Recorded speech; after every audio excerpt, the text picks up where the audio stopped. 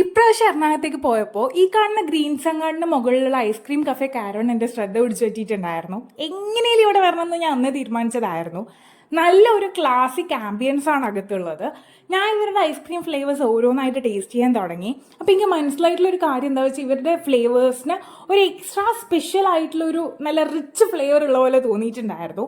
ഇവരുടെ chocolate shake with ഐസ്ക്രീമും crunchy Biscoff ഐസ്ക്രീമും ആയിരുന്നു നമ്മൾ ഓർഡർ ചെയ്തിട്ടുണ്ടായിരുന്നത്.